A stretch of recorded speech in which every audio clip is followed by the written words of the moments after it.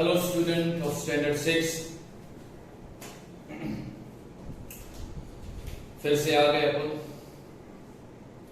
कौन सा लेक्चर चल रहा है? साइंस का। कौन सा चैप्टर पढ़ रहे हैं अपन? Chapter number first. नाम क्या है? Natural resources.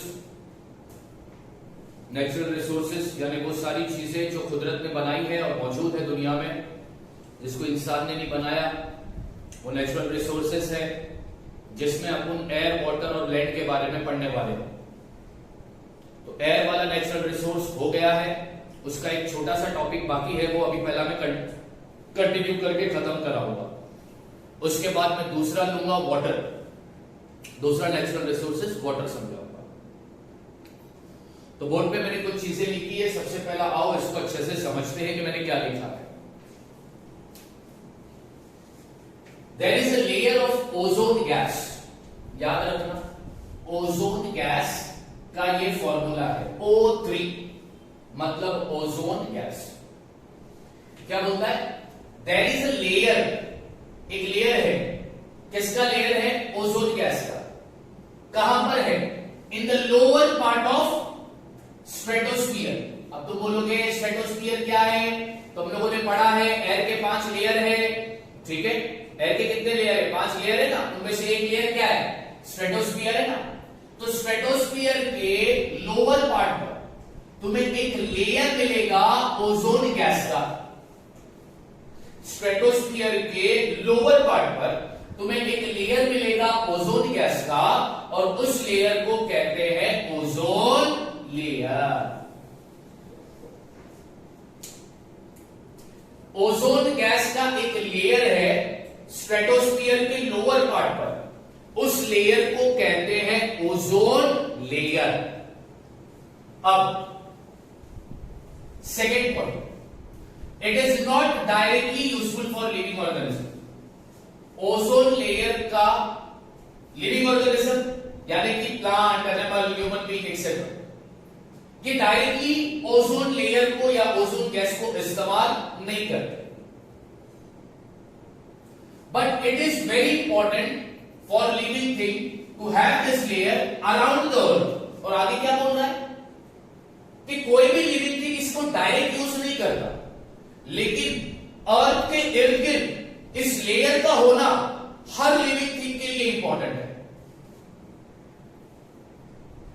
ओजोन गैस का इस्तेमाल डायरेक्टली कोई भी लिविंग थिंग नहीं करता, लेकिन इनका होना हर लिविंग थिंग के लिए इंपॉर्टेंट है। अब वो क्यों इंपॉर्टेंट है वो आगे देखते हैं।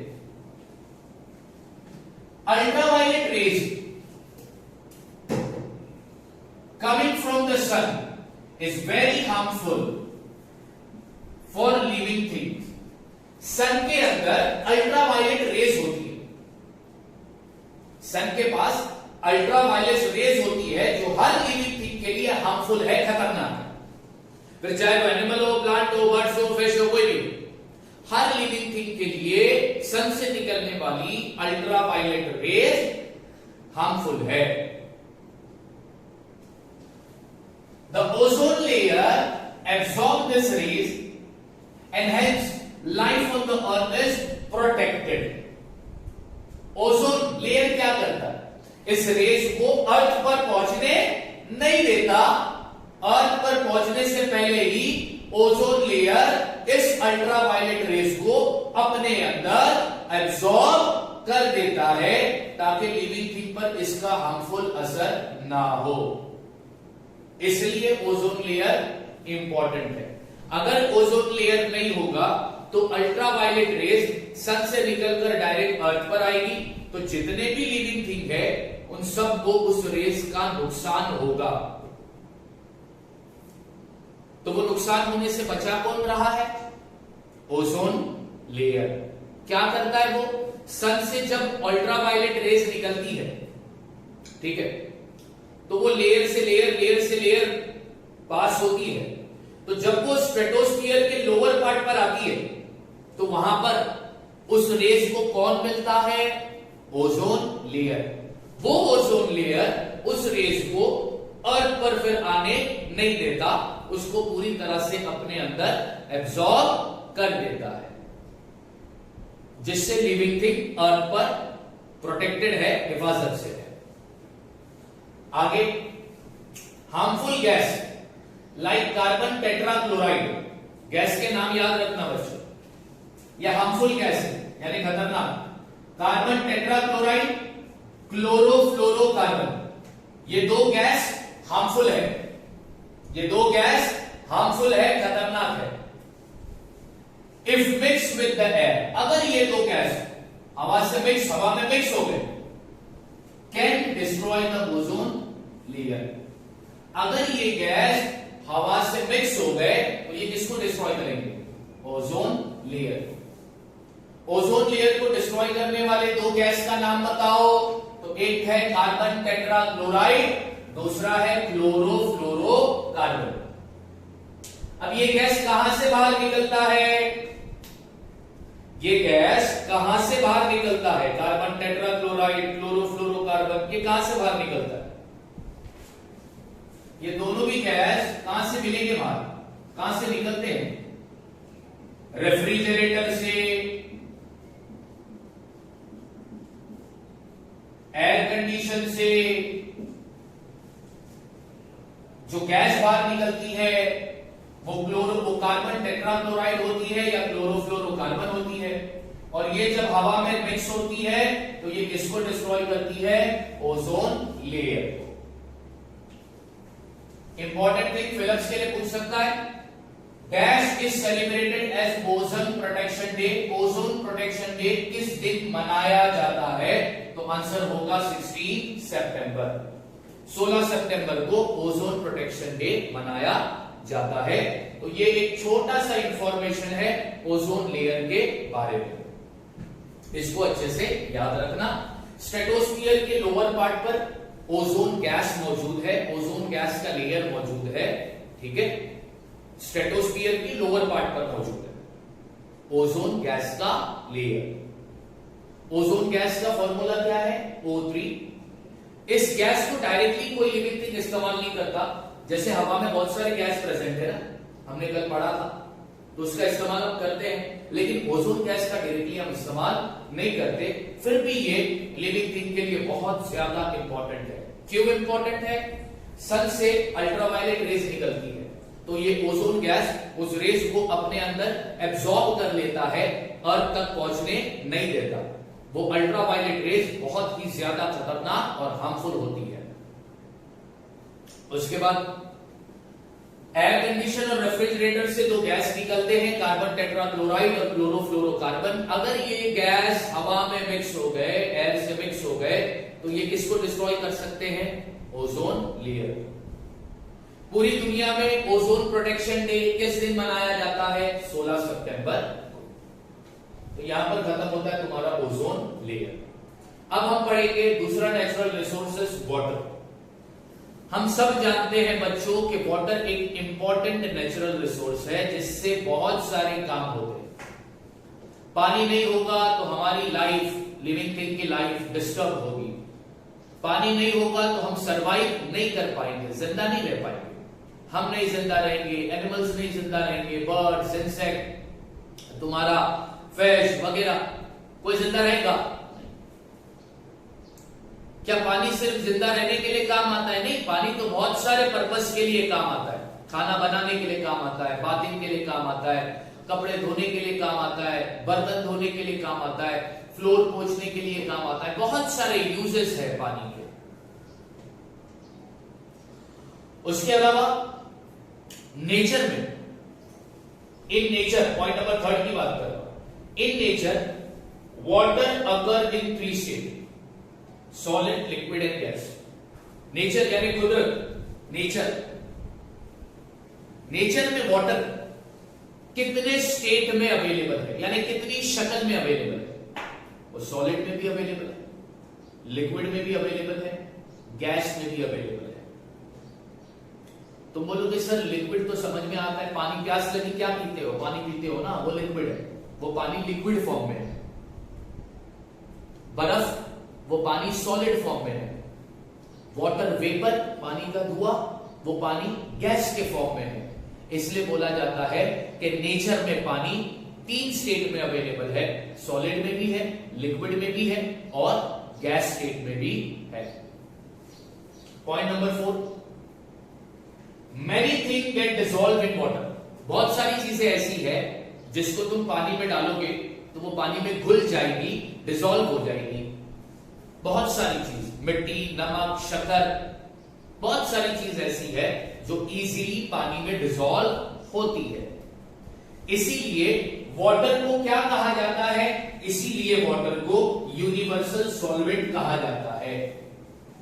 क्या कहा जाता है? Universal solvent. क्यों कहा जाता है? क्योंकि बहुत सारी चीजें पानी में इजीली डिसॉल्व होती है, इसलिए पानी को यूनिवर्सल सॉल्वेंट कहा जाता है। Blood of animal set in plant contain large amount of water. Animal के ब्लड में ज्यादा से ज्यादा पानी मिलेगा। प्लांट के सेट में तुम्हें ज्यादा से ज्यादा क्या मिलेगा? पानी मिलेगा। No living thing can survive without water. कोई भी लिविंग थिंग पानी के बगैर जिंदा नहीं रह सकता। Therefore, water is said, therefore it is said that water is life. इसलिए वाटर को क्या बोला जाता है? इसलिए क्या बोला गया? Water is life. Water is life क्यों बोलते हैं? क्योंकि कोई भी लिविंग थिंग पानी के बगैर सरवाइव, जिंदा नहीं रह सकता। समझ में आया? वाटर एक इंपॉर्टेंट नेचुरल रिसोर्स है। हम बाथिंग के लिए, ड्रिंकिंग के लिए, कुकिंग के लिए, वॉशिंग क्लोथ के लिए पानी का इस्तेमाल करते हैं। नेचर में वाटर 3 स्टेट में अवेलेबल है, सॉलिड, लिक्विड और गैस। बहुत सारी चीजें पानी में इजीली डिसॉल्व हो जाती है, इसलिए पानी को बोला गया यूनिवर्सल सॉल्वेंट। अच्छा, पानी का ना तो कोई टेस्ट होता है, ना कलर होता है, ना ऑर्डर। ऑर्डर का मतलब होता है स्मेल, याद रखना। ऑर्डर का मतलब होता है स्मेल। पानी का ना टेस्ट है, ना कलर है, ना स्मेल है। पानी का ना टेस्ट है, ना कलर है, ना स्मेल है। पानी कहां पर ज्यादा मौजूद है? एनिमल के ब्लड में, प्लांट के सेट में पानी बहुत ज्यादा क्वांटिटी में तुम्हें मिलेगा। कोई भी लिविंग थिंग पानी के बगैर जिंदा नहीं रह सकता, सरवाइव नहीं कर सकता, इसलिए बोला गया है वाटर इज लाइफ। तो ये इंट्रोडक्शन मैंने तुमको दे दिया वाटर के बारे में, जिसमें तुम्हें याद रखना है universal solvent, water is life. पानी का कोई कलर नहीं, कोई टेस्ट नहीं, कोई ऑर्डर नहीं। पानी तीनों स्टेट में अवेलेबल है। पानी किस किस काम के लिए इस्तेमाल करते हो, ये सारी चीजें अब तुम्हें याद रखनी है। ठीक है, अब थोड़ा बहुत और डिटेल पढ़ेंगे पानी के बारे में।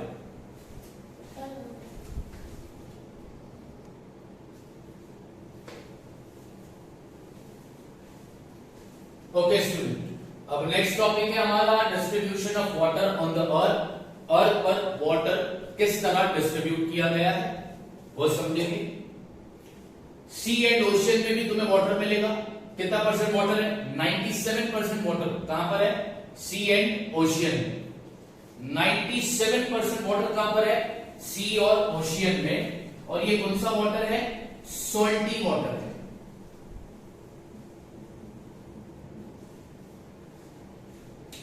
इसके अलावा जमीन के नीचे आइस के फॉर्म में और दूसरे फॉर्म में पानी कितना परसेंट मिलेगा? 2.7%। कितना परसेंट है? 2.7%। फ्रेश वाटर कितना परसेंट है? 0.3%। अब तुम बोलोगे फ्रेश वाटर कौन सा? ड्रिंकिंग वाटर, पीने के लायक पानी। जो पानी हम पीते हैं उसको बोलते हैं फ्रेश वाटर। ये कितना परसेंट मौजूद है? 0.3% मौजूद है। इस तरह पानी जो है वो पूरे अर्थ पे डिस्ट्रीब्यूट किया गया है। तो अगर तुम इसको ध्यान से देखोगे तो पीने के लिए पानी बहुत कम है ना, लेकिन वो काफी है। पीने के लिए पानी कितना परसेंट है? 0.3%। अब फ्रेश वाटर कहां से मिलेगा? Sources of fresh water. Fresh water कहां से मिलेगा? स्ट्रीम से, river, pond, spring, dam, well, borewell, इनसे जो पानी मिलता है वो है फ्रेश वाटर। फ्रेश वाटर कैसा फॉर्म होता है? वाटर साइकिल के जरिए। फ्रेश वाटर कैसा फॉर्म होता है? वाटर साइकिल के जरिए। वाटर साइकिल क्या होता है? समंदर, अगर तुमने पढ़ा होगा तुम्हें पता भी होगा, गर्मियों के सीजन में अक्सर तुम देखो तो समंदर गर्मी की वजह से, हीट की वजह से पानी, समंदर का पानी भाप बनता है, वेपर बनता है, और वो वेपर आसमान में जाता है। उस वेपर से क्या बनते हैं? बादल, और बादल बनने के बाद क्या होती है? बरसात, और बरसात का पानी कौन सा वाटर है? Fresh water. इसको बोलते हैं वाटर साइकिल। तो फ्रेश वाटर फॉर्म होता है वाटर साइकिल से। आज पीने के पानी की बहुत किल्लत है, स्कैरसिटी ऑफ वाटर। स्कैर्स मतलब लिमिटेड, कम। स्कैर्स मतलब क्या होता है? आज ये प्रॉब्लम फेस करना पड़ रहा है हमको। आज पानी की कमी जगह जगह पर तुम सुनते होंगे, न्यूज में देखते होंगे कि इस जगह पर पानी की कमी है, इस जगह पर पानी की कमी है। पानी की कमी की वजह से लाइट बार बार जाती है, क्योंकि लाइट भी पानी से ही बनती है। तो ये पानी की कमी हुई क्यों? वजह क्या है? Unlimited population, unlimited industry, farming, ये रीजन है। ये सब अनलिमिटेड बढ़ते जा रहे हैं, और ये कौन सा पानी इस्तेमाल कर? Fresh water. इसलिए आज फ्रेश वाटर की कमी महसूस होती है। अब ये स्कैरसिटी वाला प्रॉब्लम को कैसा सॉल्व किया जाएगा? How we can avoid the problem of scarcity of water. Scarcity of water की प्रॉब्लम को किस तरह हम अवॉइड कर सकते हैं? खत्म नहीं, अवॉइड कब कर सकते हैं? स्कैरसिटी ऑफ वाटर के प्रॉब्लम को किस तरह कम किया जा सकता है? तो 3 काम करो। Use water sparingly. स्पेरिंगली का मतलब होता है केयरफुली। पानी को बहुत केयरफुली इस्तेमाल करो। जरूरत है तब इस्तेमाल करो, नहीं है तो मत इस्तेमाल करो। स्टोर वाटर, जितना पॉसिबल हो पानी को स्टोर करो। रीयूज वाटर, पानी को दोबारा इस्तेमाल करो। फॉर एग्जांपल, जिस पानी से तुमने बर्तन धो लिया, कपड़े धो लिया, अब वो पानी को क्या करो? फेंको मत। वो पानी को तुम पेड़ पौधों को दे दो। तो तुमने पानी का क्या किया? रीयूज किया। इससे क्या होगा? स्कैरसिटी ऑफ, ये 3 चीज करने से क्या होगा? ये 3 चीज करने से स्कैरसिटी ऑफ वाटर का प्रॉब्लम कम हो जाएगा। खत्म नहीं होगा, कम हो जाएगा। उसके अलावा यहां पर एक लास्ट पॉइंट मैंने लिखा है, इंपॉर्टेंट पॉइंट है। जब भी तुम हाइड्रोजन गैस को हवा में जलाते हो, हाइड्रोजन गैस को जब तुम हवा में जलाते हो, तो वो हाइड्रोजन गैस जलते वक्त किससे जा मिलता है? ऑक्सीजन से। और क्या फॉर्म होता है? वाटर। याद रखना, ऑब्जेक्टिव के लिए पूछ सकता है। इसका फॉर्मूला बताता हूं। H2 + O = H2O, यानी कि वाटर।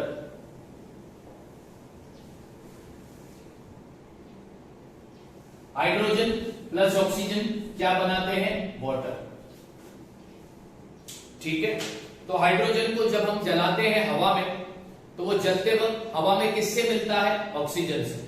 और जब हाइड्रोजन से ऑक्सीजन मिलेगा तो क्या बनता है? वाटर।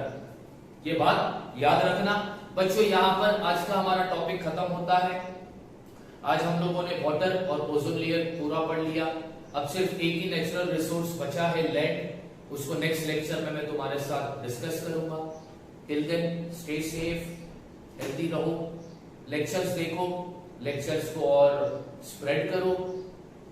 जिसने चैनल को सब्सक्राइब नहीं किया है वो सब्सक्राइब करो। Thank you so much.